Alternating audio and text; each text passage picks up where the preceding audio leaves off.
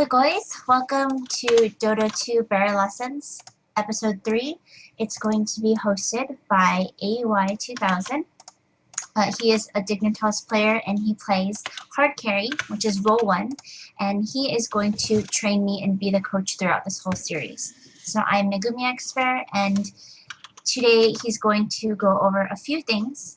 To start off with, he's going to show me, what to do when creep spawn in the hard lane, being solo, item choices, recalling, positioning, and so forth.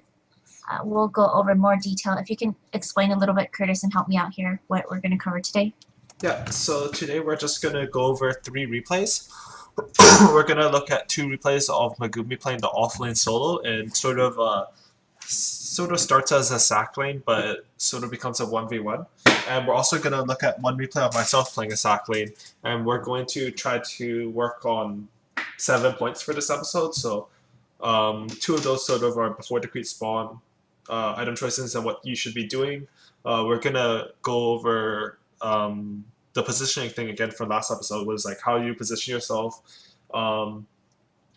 This will happen a bit more in the 3rd replay of mine, but we also want to look at how to waste the enemy support time. We're going to look at getting experience, getting gold when you're in a sack lane, and we're just going to talk about some theory about winning the off lane. I'm also going to cover, as a general thing throughout the thing, how you should be harassing the enemy and when you should be using your spells to harass and stuff like that. And then make sure you guys, for the coach's perspective, please make sure you head on to it's AUI_2000. He's going to show you more from the coach's perspective, as I have on my overlay shortly when I launch the game. And also mine is going to be student perspective. So, if you do want to learn more, we are going to continue this. It's always going to be at 8 p.m. Pacific Standard Time on Thursdays. And he also streams often with heavy commentary. So be sure to check that out as well. And then without further ado, I believe he's going to share his screen, and we're going to see it from his perspective to, like he mentioned, break down those 3 replays. Yeah, and if anyone on my stream, you should go watch Megumi's stream if you're trying to learn, because obviously the student's going to have a learning perspective. I mean, watching both would probably be good for certain points, because, yeah. Exactly. Yeah. Yeah, somebody asked me that too. What should we watch? You should definitely watch both. I mean, it's always good to learn from both angles. All right. All right. So when you load that, I'll be sure to share that. So this is the first game. Oh jeez. Okay, so this is Priestess of the Moon game that Megumi played yesterday, Wednesday, Tuesday, someday. I actually played it yesterday just to make sure I prepared. All right. So I wasn't in like a 5 stack. Yeah. So it was my MMR. I just want to go back a tiny bit. I need to take this Steam thing off. You're not sharing your Skype yet. Oh, it's all shared? No, I don't. Okay, now it is. It is? Great. All right. I got it. Yeah. That was strange. And thanks, guys, who are linking his stream. Definitely check it out. All right. So we're gonna just go back a bit more to the start of the game. Okay. So when you start a pub game, one of the first things that you do want to do is you want to communicate with your allies. Especially if you're sort of new to Dota, you want to see, hey guys, what lane do you want me to take? And if you have a lane preference, you can ask them for it. I mean, simple communication like that is going to make the game easier for you. So one thing and it's also really important, because if you're mid, you want to just be sort of going with your allies to check out your short lane, or just standing mid waiting to block creeps, whereas short lane, you want to definitely be out here checking, scouting the lane, and off lane, you also want to get down to place wards as fast as you can, or scouting. You don't want to just be sitting in a fountain waiting for everyone to pick, waiting to see what lane you go in. So that's one of the problems with this game, is that I think Megumi didn't really know which lane you're going to. I did not communicate. Yeah. Yeah, when you're saying that, definitely. I played this. This was my first time ever playing Mirana or Pada, and in the beginning, like you said, I didn't communicate because I was tabbed and it was too late at night. And you'll see, I go in the wrong lane. So another thing is that you want to also know your lane so that you can do some basic item choices for your hero. In general, short lane or the side lanes, you're gonna get on a hero like bottom, you get a ring of protection, a tangle, a salve, and depending on where you're going, you'll either get branches and an extra set of regen. So this game, you actually choose to go boots first again, I think. Yeah. I'd also like to talk a little bit about magic wand as a magic stick as an item. So magic stick is actually a really bad starting item for the side lane, just because you can buy it from the shop. It's so readily accessible for 200 gold, and by the time you farm that 200 gold, like between the time you start and the time you farm that 200 gold to buy a magic stick from the side shop, maybe one maximum 2 spells will have been casted. So it's sort of a not very good starting item. Like if they cast 3 spells in lane, then you're gonna get 45 HP, 45 mana. That's less HP than 3 branches will give you, and only 6 more mana. If you account for the regen that the 3 gives you, it's probably less and significantly less than the HP. For a little bit cheaper. Yeah, sorry, go ahead. Sure. Just a question on that. Since this game I did random, and then I got the random gold, and like I said, it's my first time going bottom. What should I get ideally then if I'm like suicide line solo? With random if gold, I don't have random gold, and then with if I do have for no random gold, I go 1 ring of protection, 1 tangle, 1 salve, and 2 to 3 branches. If you get 2 branches, you can add in plus 1 tangle. That would be the sack lane sort of thing. The reason you get the ring of protection is if you notice your armor's quite low. You want to be able to trade hits with the enemy support, be able to harass without taking too much creep damage, and Ring of Basilius is just a really cheap. I can't click. Yeah, it's a really cheap plus 6 damage, plus 3 armor, and it gives you some mana regen as sustained in the lane for only 325, which can also be bought from the side shop. So you can also turn it into Tranquil Boots, which is going to be useful if you're sort of in a dominant position and you only need regen in order to force them out. If I have random gold, I still like starting with similar items. I like starting with 1 Batsy Ring, 1 Tangle, 1 Salve, and 3 branches. So something about item theory in Dota in general is that more expensive items cost more, are less efficient for stats, but take up only 1 item slot. So at the start of the game, you want to sort of use as many item slots as possible, because an Ironwood branch is going to be the most effective stat item in the game. Yeah, so those should be your starting items. If you're solo mid, you want to get a bit more damage because you're contesting for last hits. So if you have random gold, I'd start with like a Wraith Band, 3 branch, Tango Salve. If you're not random gold, I'd either Bottle Rush or still start with the Wraith Band and a regen, or just 2 Slippers, 2 branches, a Tango, and a Salve. So basically, I guess the point is for hard lane solo, I just want the most sustain as possible. Yeah, you want a lot of regen because you're going to be trading hits with their support. The support has to buy stuff like a chicken, sentry wards, observer wards, so it can't really afford as much regen as you. So you're going to just be able to continually trade hits and sort of force EXP. Similarly, in the side lane, it's harder to get a bottle, so if you can trade hits with their side lane solo, and they can't really get a bottle to regen back up, or they might have to ship themselves regen, which takes a courier away from mid, and it's going to just be in your advantage to have a little bit more regen. So you head top. I'm going to just skip this beginning part. There's a pause, and it's sort of just you running top, and then realizing that your entire team goes up. So, I mean, with a bit more experience, you probably know that like Spectre sort of needs a safe lane this game. Visage is going to babysit him, and you have a Furra and Kugan jungle. The other setup would have been US support bottom and Visage top with you as the other support, and a Furra on offlane, but I think it's much better for bottom to just go bottom in this game. So we're just going to wait till you go here. To be honest, you really didn't miss that much at bottom. They pushed the lane up. Normally, they would try to keep it back. And as we went over in Bear Lesson number 2, which you guys can see the VODs are on YouTube on both Dignitas' channel and Megumi's channel, I think, from their respective perspectives. The support should have been stacking, should have been pulling, getting extra XP. The lane should have still been back here. but because they pushed it up, you were missing from the lane wasn't that bad. Also, to build on that, for episode 1, you know how you said that we should get wards? Should I have warded right away to counter that in case? So they can't pull and stack? Oh, yeah. No, that's a really good point, actually. Okay. Your support should have bought you wards. Or if I have random gold, I like buying one support item just because I have the extra 250. Okay. But in like normal gold, it's really hard to afford wards as an offlaner because you're already put in such a bad position. So your support should buy you wards. In pubs, if you run down to right away and get a ward down, they're not stopping you because they're all sitting in the fountains going like, oh, what lane am I? What lane am I? Where should I go? What should I buy, right? Okay. So it's really easy to just get a free like ward down. And something else that's mentioned in earlier ones is that you can't deward this entire camp with one sentry. The sentry has to go either here or here, and this one won't see something here, this one won't see one here.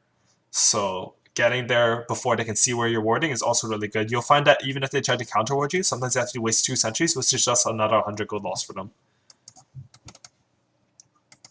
So going back to this game, you see that... Oh, sorry, I forgot to talk about one more thing. Boots first is also not that good. The only reason you would get boots first is if they have a really long slow, like Venomancer, that if you can survive it, you're going to get EXP and stuff. But it's very rare that boots first will be better. Oftentimes, even if you escape faster with boots, you take more damage and you don't have as much regen because you bought boots. So the harassment, even though you took less, is still worth the same. Got it. Would that be the same as going against Tide with his Q? Tide's Gush? With his slow? I Gush, sorry. It's very, very rare that you would get boots first. And against a Tide, you definitely wouldn't. Okay. I would, like, the only heroes I would get boots first on, I think, is, like, Bat Rider. And I'm probably, like, forgetting one, but... The problem with boots first is also that you don't do any damage. Like, you didn't get any stat items in this, so you do 43 damage. They both have a significant amount of damage on you, so in theory, you should not have this one last hit. They should have been easily able to deny that. Okay. And if you're trading hits with a support with that low damage, you're not going to do anything to them either. Okay. Because, I mean, moving faster doesn't make you stronger in a direct A-click fight. Yes. Okay. And let's resume.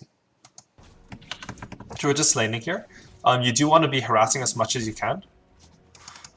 But you want to remember that as an offlane in a 2v1 situation or 3v1 situation, your goal is to get EXP, last hits if you can, but your goal is just not to die. And all you have to do is get more EXP and gold than the other offlane and you're winning. It doesn't matter if you're level 1 with 100 XP and it's still beating the other offlane who's at like 20 EXP with level 1. So... Okay.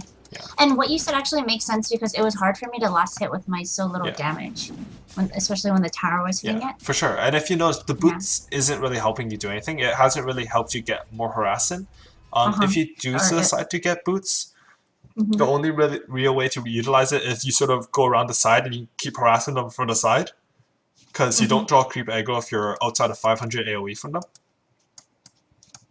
And you can just right-click them from the side and sort of kite them around, but it's really hard to do when you have 43, 45 damage, because you're right-clicking them, but they have a stout shield and they just ignore you and they hit creeps.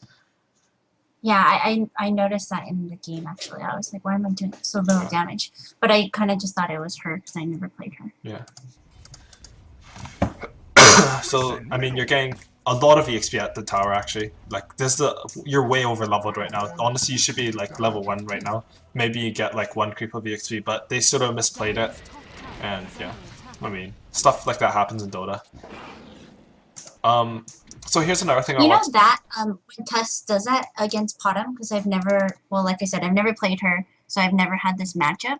Am I supposed to leap against that spell, or can I just walk you away? already sort of ran out to the side, so you might as well just ran. But if you can dodge like 2 hits by using leap, then you might as well use it. But the problem with using leap is something that I'll talk about right now. Since your leap is CD, as soon as his spell gets up, because, well, hypothetically, he should have a clarity and higher mana than this, he shouldn't have been spamming. But as soon as your leap is on CD, you're a kill target now.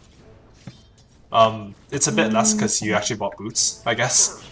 But normally in a dual lane, once your leap is on CD, you sort of just have to hug the tower. It doesn't matter if the creep wave is like down here. If you don't have leap up, then they can kill you. And that sort of applies to Okay. like Windrunner too, where if you use Windrun, they now have kill potential on you. Okay. Is ours. Except this cooldown is how long is a cooldown on Mirano? Oh, I'm sorry? How long is a cooldown on Leap? Oh, it's 30 minus 4 per level. Okay. So, yeah, it's quite long. I mean, yeah. So you're just going through this, and the junglers are harassing you. I mean, it's gonna happen. Here you sort of use your wand to survive here. Yeah. So I mean, I didn't know if I needed to live or not. yeah, I mean, you can also just wait till the last second. I think you actually would have been fine, and it's better to have those 6 wand stick charges, because one of the most common Dota tricks is you're man fighting them.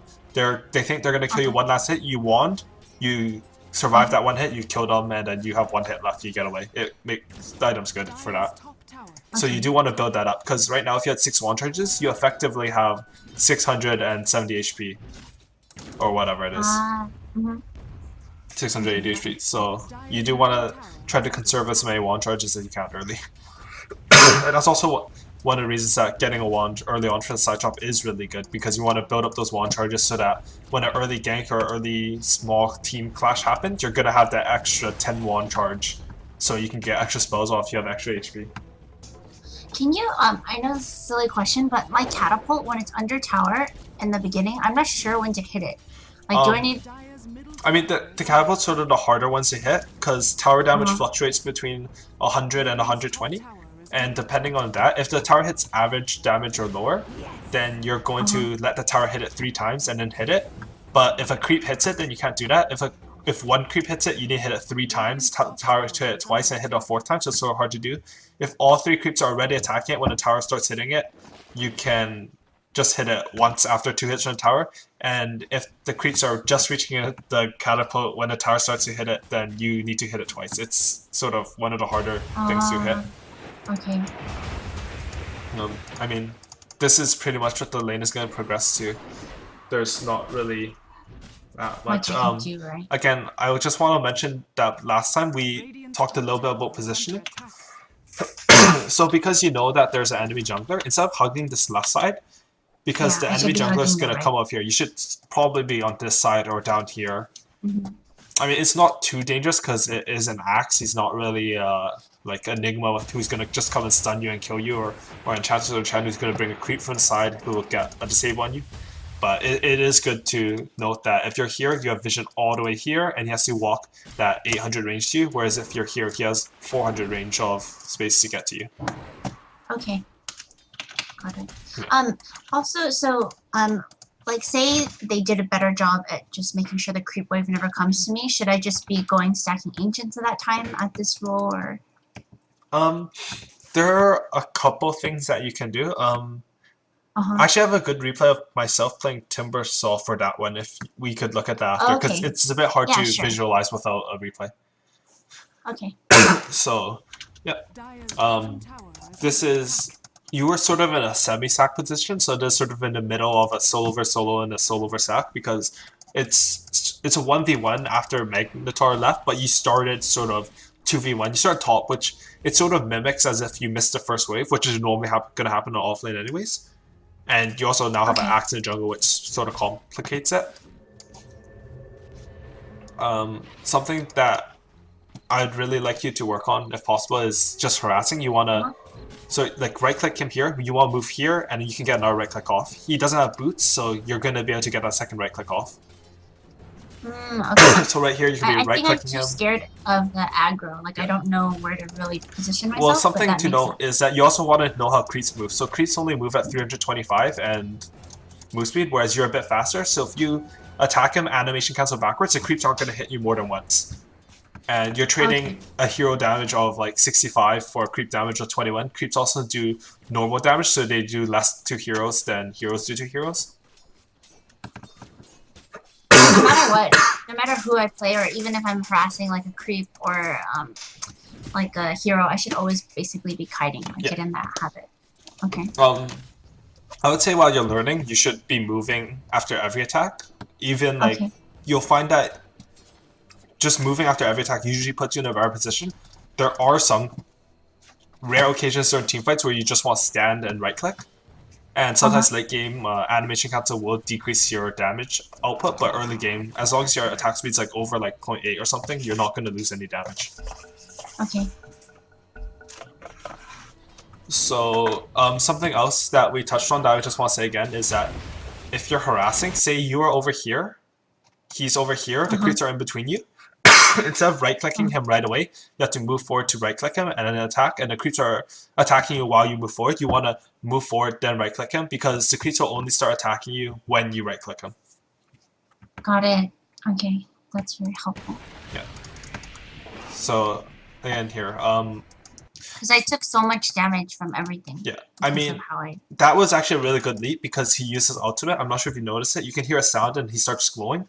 But if he hits his ultimate on you, it's going to be painful. It's a 4x crit at that point. It would bring you down to around 100 HP, maybe 70 HP. I'm actually not too familiar what he does, but I was just like, oh, he's probably going to do some spell. Well, in Dota, if you see them start glowing or anything, just start booking it if you're low. That's, I mean, with games in general, right? Yeah. That's why I don't know what you do, but I'm afraid. So, I mean, that's just something you're going to have to learn over time, just what every hero does and what all the spells do. And it's one of the harder parts about Dota. There's just that knowledge gap that prevents players from learning. So we're going to just continue this. I would put the laning phase ending in this game around 1 minute from now, I think. So, just going to look at that. If you're casting a spell, you do want to hit with it. Like, make sure, like, it's not just for CS, you want to harass and CS. Like, that's actually not too bad in that you're going to have to back soon, so you might as well get a creep, but you might as well harass them since you're doing it anyways, right? Okay.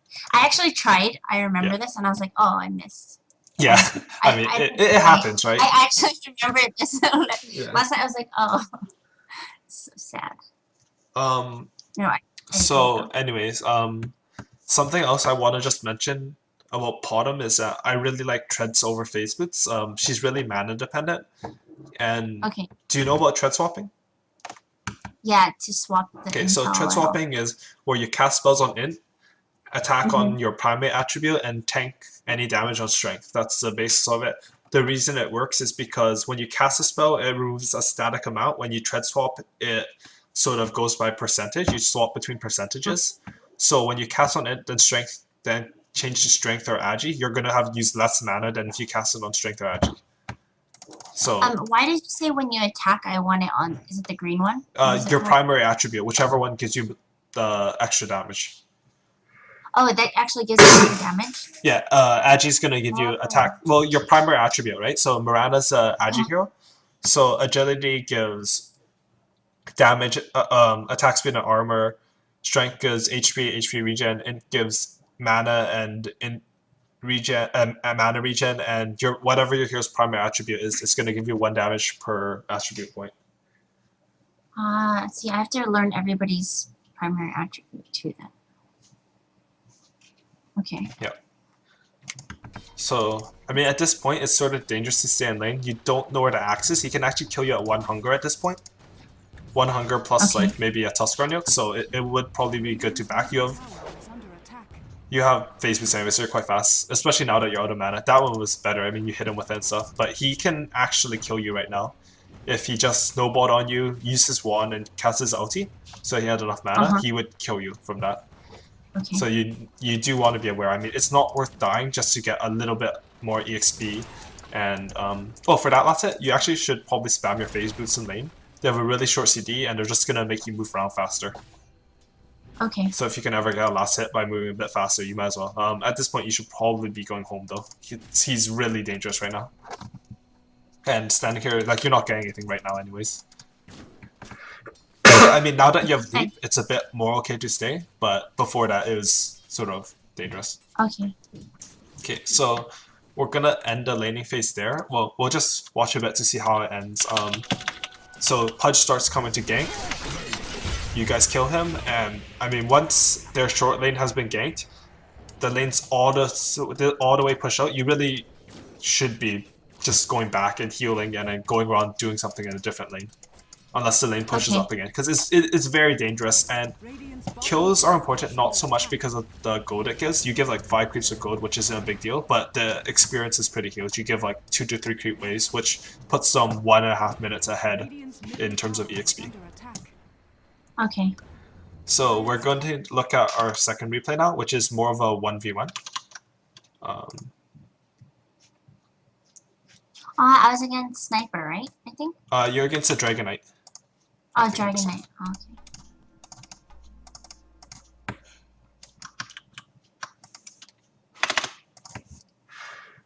I need to get some water. I'm going to be right back really quick. No problem. While he does that, if you guys have any questions, feel free to type them, and then I'll make sure that I do ask him when he arrives back.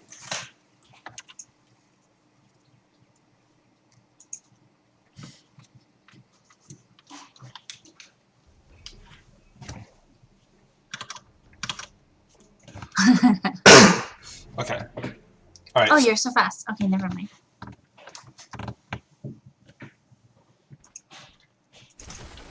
So in this game, again, one of the things that we talked about is you want to get out to lane a bit faster. This one, at least you're getting there by creep spawn, but you do want to get there a tiny bit faster. You also had to buy your own wards this time, and you did start with a magic stick. I'm actually going to talk quite a bit about how this magic stick affected your lane. For some reason, Dota is bugged, and I can see a DD on you, but you get that later. So you get your creep wave. The battle begins. And you do get the block off, which is good. But if you get out right away, you can get your wards down, and then go back and get the block off. So, yeah. So in this case, I shouldn't be the one getting my wards, like you said? Oh no, or... you should definitely have a support buying the wards for you. Okay, yeah. I mean, you guys actually had 2 sets of wards this game. You generally don't want to buy 2 sets of observer wards unless you have a very specific strategy to ward their extra neutral counts, because division doesn't do that much early. But I mean, yeah, it's you should probably just go on items. Okay. And then in this case, if I'm Windrunner and off lane, what item should I get? Should I get the same as Potom? Oh yeah, Windrunner is very similar to Potom. I guess I should mention the for melee heroes, you would just substitute a ring of protection for a stout shield. Okay. And the only other offlane heroes I can think of that are sort of different from that are Enigma, Furion, and Batrider. Batrider, I actually like to get boots first. Furion, you would get some more mana pots. Enigma, you would get more mana pots. Okay. You can also substitute one branch for a clarity if you really want. But usually it doesn't really make a difference. I mean, if you feel like you use a bit more mana, then get a clarity. If you don't, then branch is fine. Okay. Yeah, again, so here you're sort of just wasting time by going here to have to plant the ward, because you should have already had those wards out. So right now you're planting your wards, you go for the rune. So you're missing 62 EXP and a gold. You're giving him free last hit, so that's sort of not very good. While you're getting this rune, when you click here, you should right click on the rune, shift click, right click back, and just check the items in every single lane since you're not doing anything else. That's something else that you can do as an offlaner. So it's important to note a few things about this Dragon Knight's items. So 1, he has +5 damage, so he has more damage than you without your DD. He has a Quelling Blade, which means denying against him is going to be a bit hard. He hits for whatever 1.32 times 54 is.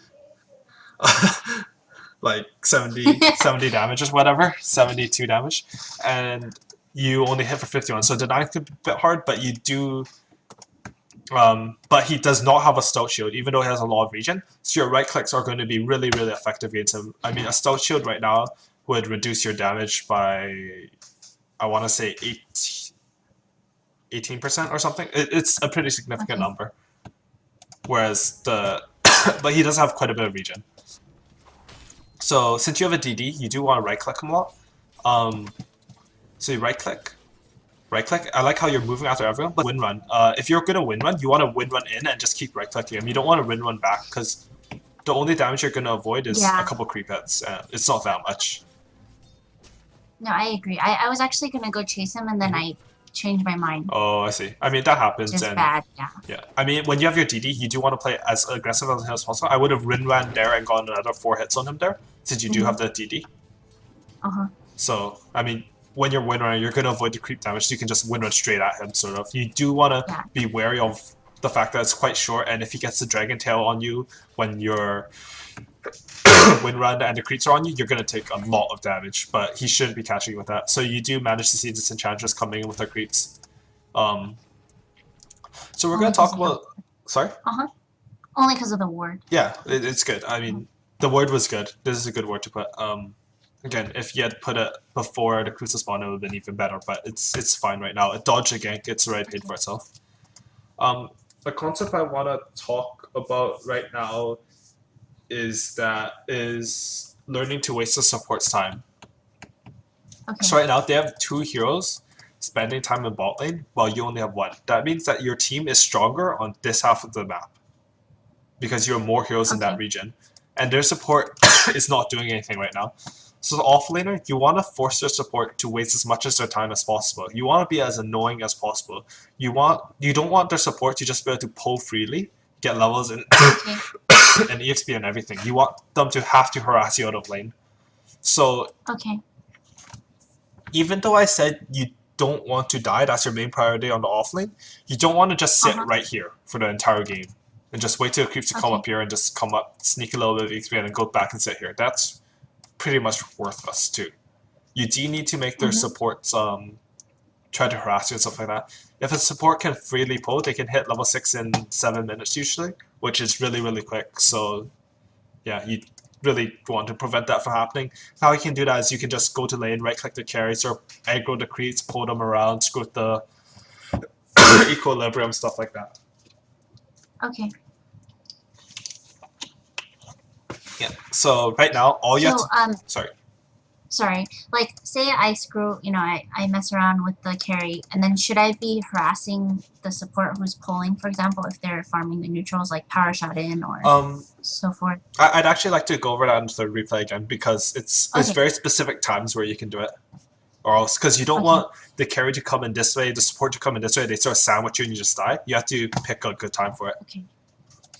Okay. So... right now, you saw the Enchantress came, you just stayed alive, you stayed back. She just wasted... She probably could be on her way to level 4 right now if she jungled this properly and just farmed. So you've basically, by standing here and not doing anything, just living and not being open to a gank, you've just wasted 300-400 EXP on her. So that's pretty big. So that's why, like... just for all the viewers out there, if you're ever against a dual lane mid, don't worry about getting so much CS and EXP, just don't die. Like, that's the main priority. As long as you're not dying, they're wasting their time. And if they're smoked, and you're middle, and you're not too sure if they're going here or they're wrapping around here, just don't die. It's okay to sit at your tower for 30 seconds, it won't lose you the lane, and it could potentially win your team the game. Because they're wasting so much of their time. Yeah, because if 2 supports are smoked, they're like losing all this pull EXP. They're not keeping your offlaner out of lane properly. Like you're actually if 2 people smoke and don't successfully gank, it's like one of them has died in terms of EXP and gold. So that's why 2-man smoke ganks early on are a tad risky, but usually they're quite successful. So teams keep doing them. So yeah, this has sort of devolved into a 1v1 lane. You do have the sword, so you don't have to be too worried on Enchantress. If you clicked on her, I'm not sure if you did, you would have seen that she doesn't have a smoke, so you have basically nothing to be worried about with this sword anyways. So you do want to try practicing lasting at a tower. That's something that you're just going to have to sort of practice in games. I don't really know a good way to practice that in bot games or anything like that. No, definitely, just more practice. So another thing that needed to happen in this game is that you needed to right-click the DK a lot more since he didn't have a stealth shield. You could have made him like completely out of region by now, especially with that DD at the beginning. So let's look at an example of this right now. Right now, you should be moving here. You can go for this 9. That was actually perfectly fine. But in between, you can't get this last hit now. Oh, that was good too. You harassed him. Okay. But that's when it's done well. But after he goes for the last hit, instead of backing up right away, you want to move here and just right-click him again. Because you can fit in extra right-clicks. Like you last hit this, you move up and right-click him. You last hit this, he has to play back, so you're getting free last hits. Like if he's really back, then you're going to get free last hits and denies. If he's forward, then you can right-click him. And you want to also note that he put your range creep under half, so you do want to try to deny that. If he goes for last hit, you can choose to either contest him for the deny or get 3 or 4 free right clicks on him, which is pretty good. Okay. Yeah. So harassing's a pretty big deal in lane and stuff.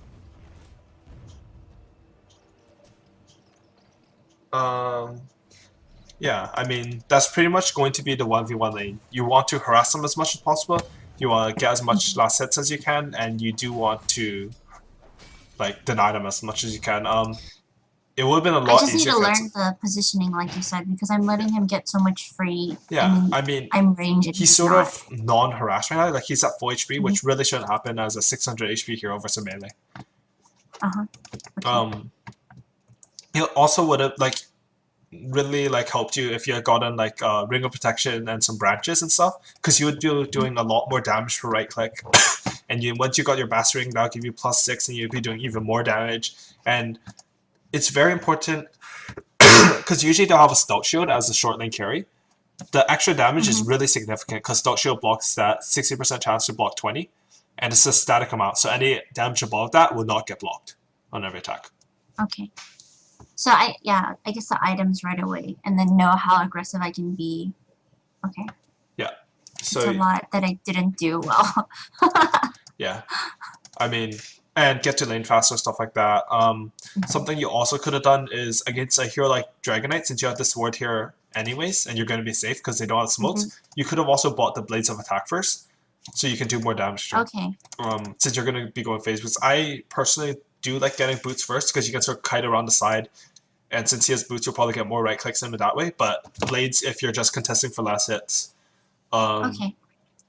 For example, if you're playing against a bounty hunter or anyone who has like a poor man shield, a Blades of Attack is going to significantly increase the damage that you do. Okay. Because 9 extra damage against a poor man shield is a pretty big deal. So anyways, we're going to continue with this. And you need to be... I mean, you got the wind run off before he stunned you. That's pretty good. You sort of got lucky that I stunned you there when you did.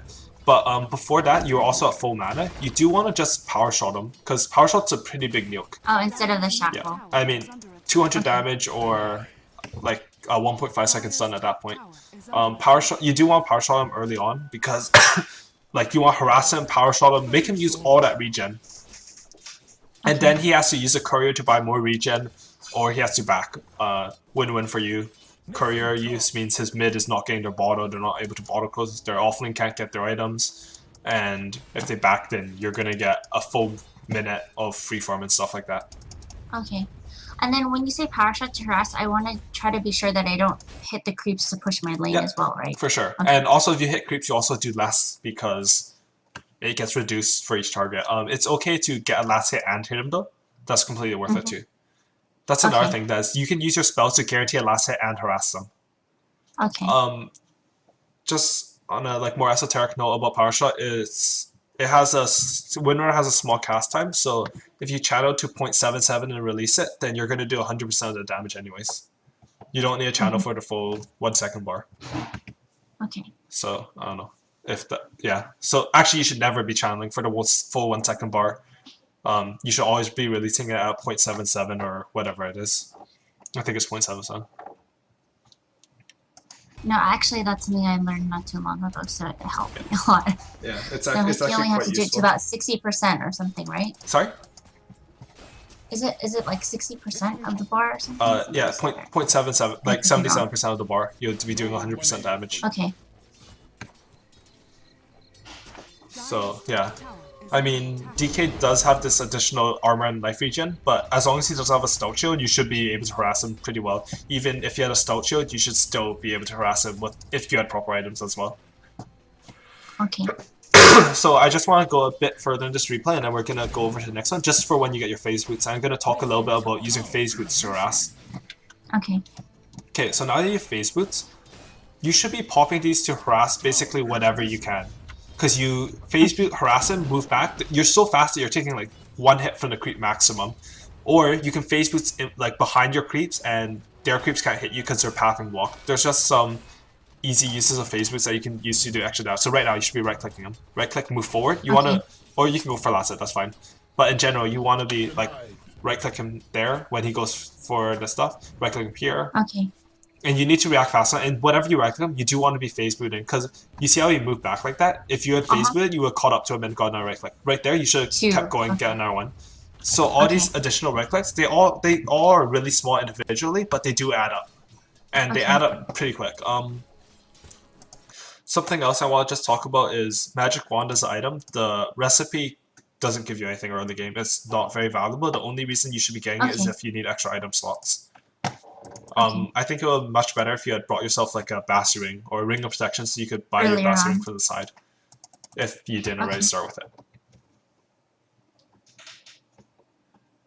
So that's pretty much it for this replay. We're gonna just go over like 1 more minute, see if I missed anything.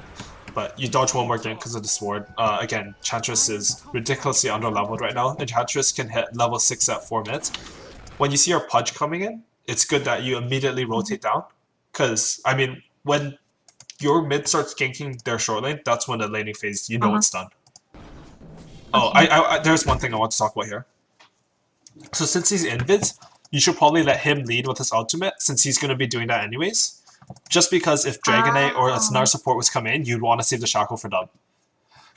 Okay, got it. Because, I didn't have to. Yeah. Okay. And say if a Vengeful Spirit was coming in, and he and he was biting her, if you still Shackle Shot up, you could prevent the Venge from stunning the Pudge, whereas right now you can't really do much.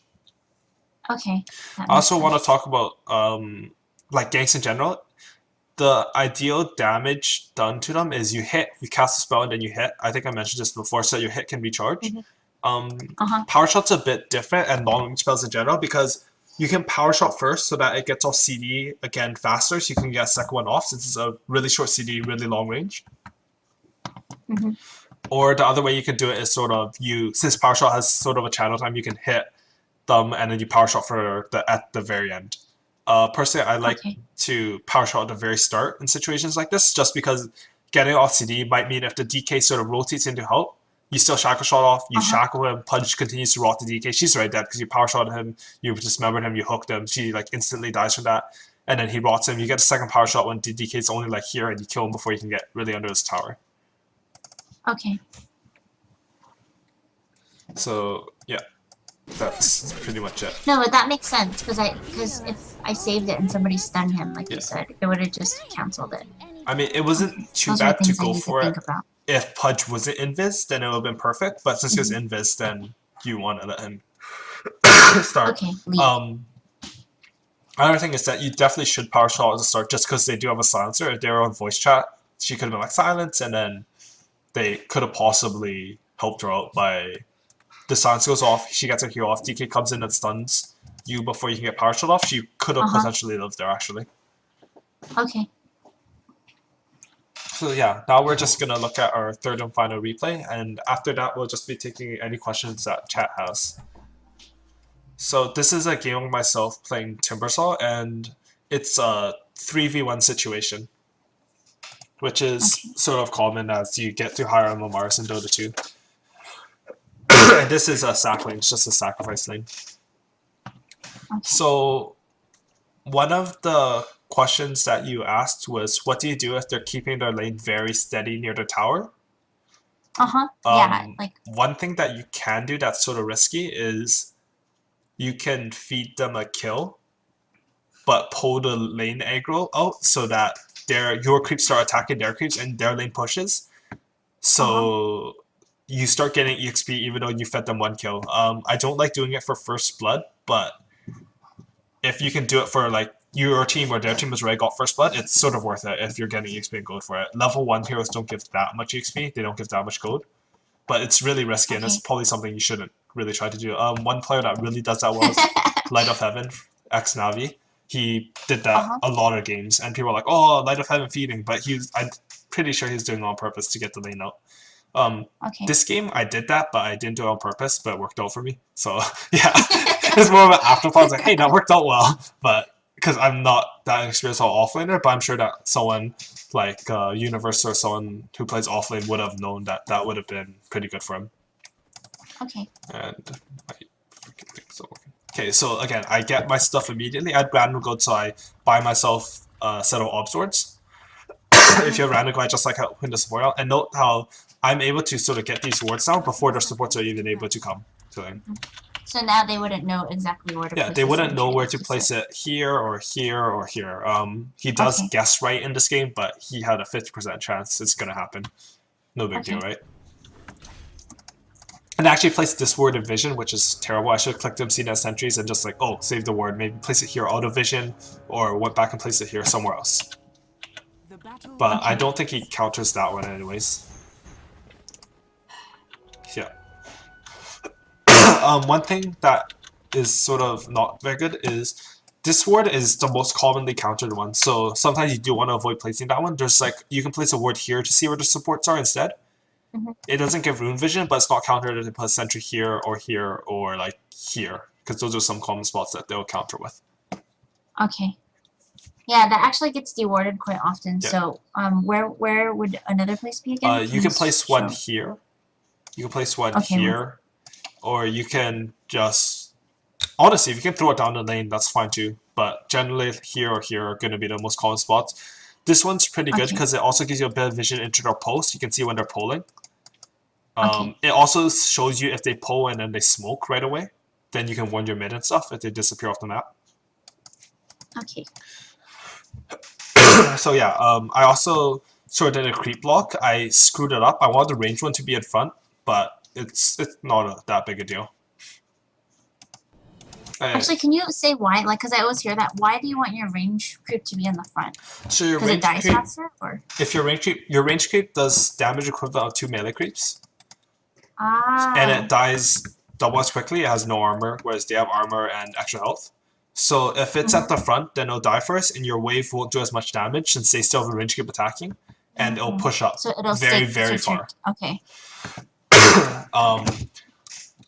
It's not that reliable because your safe lane carry can sort of just walk up and tank 2 hits for your range creep, and then it'll stand still attacking and just wait to the back. But yeah, I mean, this ward also blocks the pull. If you guys are wondering what happened here, he sentry warded his own pull, which I got very lucky from. But yeah. So continuing on. He get first blood here. Okay, honestly, I didn't know that the Kato was bottom still. I thought he was stacking the easy camp to kill it to get level 2 or something. But I should have known, and I do die here. But note that my creeps are attacking him. So even though I die, I also, when you're dying in this position, you also want to try to get a TP. You want to spend as much gold as you can. So you can get back to down to lane immediately. So in this game, I sell my Tango and instant buy a TP. So I lose 6 gold from dying, and I'm back up in 4 seconds, which is pretty much immediately. I'm back up. And now his lane has an extra range creep, and it's going to push out because there's 1 extra range creep attacking. Okay. So at this point, I was so like... this is what you mean. Yeah. Okay, so they'll go back to your tower, Yeah. but you try to want to avoid the first blood, of course. So, I mean, at this point, I'm sort of scared because I know there are 3 down here now. I didn't know that before, so I do want to try to play as safe as possible. Something else I did there is I sort of aggroed the creeps and pulled it up. Then they'll start attacking my range creep faster. They'll start moving forward faster because you've already moved it up a bit. So once your creeps all die, then they'll be closer to your tower again. Okay. But I don't want to be in a position again where they can both stun me. One thing I noted though is that Kato is level 1 and SK is out of mana, so he does not have anything to stun with. They can't kill him with just a Kato Blast and an Ogre Stun, so I'm sort of safe. That's why I was able to pull it. If he did have mana because he bought a Clarity, then I wouldn't have the energy to sort of pull those creeps up because they could have killed me. Okay. So again, when your creep is coming, you can also sort of be aggressive like that. He doesn't have a Stealth Shield, I have a Stealth Shield and Ring Protection, so I can trade hits with him very easily there. So again, I'm going to pull the creep so it's closer to me, it's easier for me to last hit. They did get the deny, but they're in a worse position to deny, and he took a few extra creep hits. I get luckier and Yeah, push. because when you're... So when you're aggroing, it kind of makes them attack the hero too, the way when you're pulling it. Yeah, if the hero's the only thing attacking the Okay. creep and you pull all the creeps attacking it off, then it'll attack the hero. Okay. So for that particular instance, I pulled it up, and then he went for deny, and he was the closest thing to the creep, so the creep started attacking him next. Okay. My range creep got like I 3 have or to 4 learn how shots. to toggle that better. Yeah. It's kind of hard. It's quite hard. I mean, you have to right-click a hero and then right-click back immediately, and then the creeps will start following you. Okay. So yeah, I mean, I'm in for a ton of EXP right now. I see the support, so I know they're not wrapping around me. They can't wrap around me with the solo Kata, so I'm just gonna be able to CS sort of freely at my tower. At this point, I know they can't dive me. SK still doesn't have mana for a stun, so I'm so safe right now. And in the same sense, I wasted a lot of support's time by sort of staying. Like, I have presence in this lane right now. If the support's not here to push me out, then I'm going to be like denying creeps back. I want to pull my lane back as far back as possible. And I'm still getting full XP right now. So we're going to continue on. If you pull into your tower, it's fine. You take the tower will push it a little bit, but you're going to get the free XP and maybe possibly last hits. Okay. He'll continue on. There's only really one more point I really want to make with this game, but we have to just 1 sec. And it's when you can sort of screw with the supports when they're pulling and stuff. Okay, so I see the lane still pushed back. As long as it's pushed back here, I'm so happy. Like I'm so happy getting lane XP right now. I should getting the last yeah. hits and the If they were playing this perfectly with 2 supports, I should be level 1 sitting on my tower. But I have 9 last hits, 2 denies, and I'm level 4.5. Like, I'm really, really well off. Whereas if you look on the other side, Windrunner is level 1 and has 2 deaths. So going back to like comparing their offlane to you. that's really who you're competing with. I am like 4 levels ahead of her and a lot of last hits. I've basically won the offlane already. Okay. So anyways, they get their pullback because their sentry ward finally expires. But right now, they're still keeping it here. I don't need to do anything at all. I don't care if they're harassing me or whatever because I'm getting full XP. I still have some more regen. My E gives me a lot of regen armor. I get stuck here somehow. I don't know how with my timber chain, but whatever. Yeah. So yeah, I'm so happy right now. They finally pull it, and here's an instance of where I can't go to screw up their pull right at this moment. One, the creep wave is not pushing in here. I have some vision of him, but if I go walk over here, he's gonna land stun me, he's gonna chain stun me, he's gonna blast, I'm gonna die. So we need to wait a little bit. You can't go immediately, even though if I know they're pulling. I didn't know they're pulling yet, but yeah. So I buy items at the side shop. Another reason you don't want to buy boots on the side is because you can't just buy it at the side shop. Okay. So I pick up boots and magic wand. You And do same want with the magic. yeah, sorry, magic wand, magic stick, because it can build up charges over time, which actually saves me later on in this lane. So here's where I try to screw with the pull, because I see that sort of pushing. I know where the carry is. I can't do it because he's already pulled it to here. Immediately when I see he has put it here, I should have backed this way, like immediately. But I'm stupid and I go forward, and I think I almost died because of it. But yeah, I mean, I get really lucky. I get an invis rune here, but hey, it's Dota. Stuff happens. So yeah. So, and the lane pushes out again because I made them nuke this and I nuked it. So yeah, I'm happy again. I'm getting XP in my tower. They harass me down, but it's okay. I have a solve. My E is gonna give me some regen. Here, the lane's really pushing in now. He's all the way as tower. I have full vision on him. This is where I can screw with it. Sorry, I went through that a bit too fast. Yeah. Yeah. So I see the lane's all the way pushing down. That means that he's obviously pulling. He's pulling the lane. And I'm thinking, oh hey, so since they already pulled it the last minute, this has to be a single pull. The only way to keep this from pushing out is if they double pulled it to discount. So if I disrupt their pull to discount, then I'm gonna get at least 2, 3, 4 waves of EXP before discount respawns and I can pull it back again. So all you need to do is, since you see the carries in the lane, you're not really at threat. You have an escape mech, everything. You have 8 wand charges. You're relatively tanky with your E, Stoke Shield, Rune Protection. All you need to do is you come here, and you walk into their creeps and you aggro it. And now they have a wave coming in. This wave is already pushing out, and you have 3 free creeps here. So that's when you can Got it. screw with the supports. And going back to the concept of screwing with the supports time, look how many heroes are chasing. 1, 2, 3. Chasing one hero. So for every second I waste, they're wasting 3 seconds. And their seconds are more important than mine because they could be doing a lot of crap with it. Mm-hmm. So Got it. That's actually very important Yeah. to think about. oh, by just wasting the time, I'm winning. Right there. Mm-hmm. I mean, offlane's sort of one of the underappreciated roles of Dota, I think. But you do, like, if you waste your time like that, then you're actually winning the game for your team by that. And again, I'm winner sort of caught up, but I'm still 2 levels above her. I have quite a bit more farm at double CS, and I have 1 less death. So, or 2 less deaths. And somehow she got killed. Okay. I didn't see that. But yeah, that's pretty much the offlane in a sack situation. I just realized how much I don't do. How much what? This lesson is so helpful. I have to practice after. Yeah.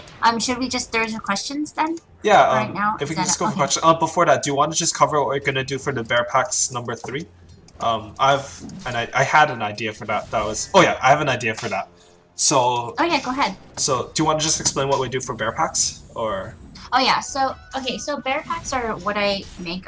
It's like a package of love that I send to mail. I usually always write a personal letter. I send Japanese snacks and treats. Recently, I started adding, though not always, Mad Catz products since I am sponsored by them now. So sometimes we throw it in, but for sure you'll always get like snacks and a letter from us, and it'll be our thank you and our way of saying, you know, we really appreciate you guys supporting us. So here's our thanks, giving back to you guys. And to win, you just have to make sure that you do follow the coach right now, who is AUI_2000. He plays for Dignitas hard carry. Make sure you follow him as well at megumixbear.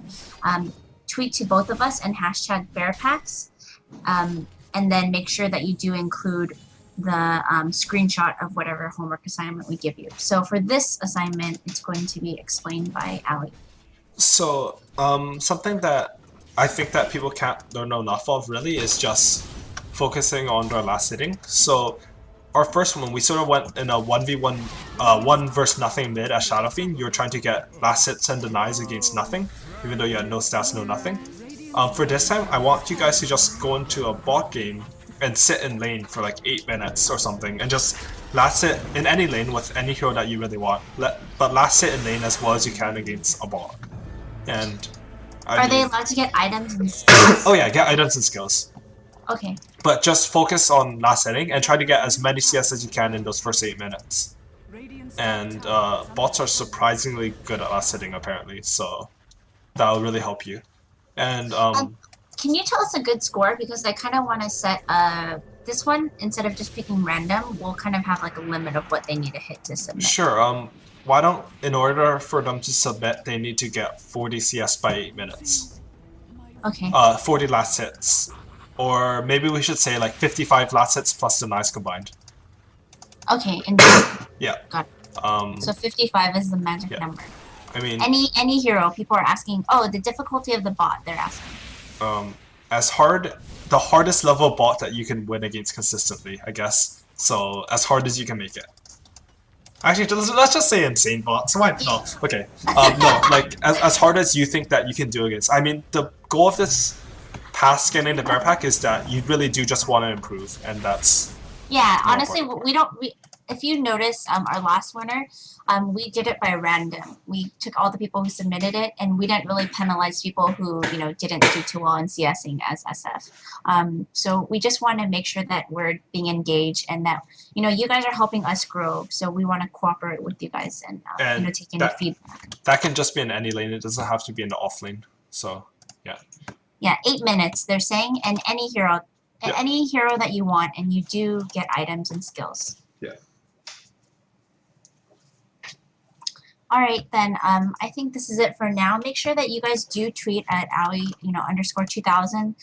Give him feedback. Make sure you let him know that he did a really awesome job. If there's anything that you'd want him to cover, make sure that you send him any ideas, as well as me. I'd be happy to answer anything that you have or implement them. We do want to make sure that we're improving with each and every episode. And we do read them all. So thank you for letting us know, you guys wanted a little bit more specific things, run it shorter. We are trying to tweak product at the end. So once again, please follow AUI _ 2000, and he is from Team Dignitas, so you can follow them as well for making sure that we have this collaboration, and myself, megumixbear. Yeah, so that's all. Thanks for watching.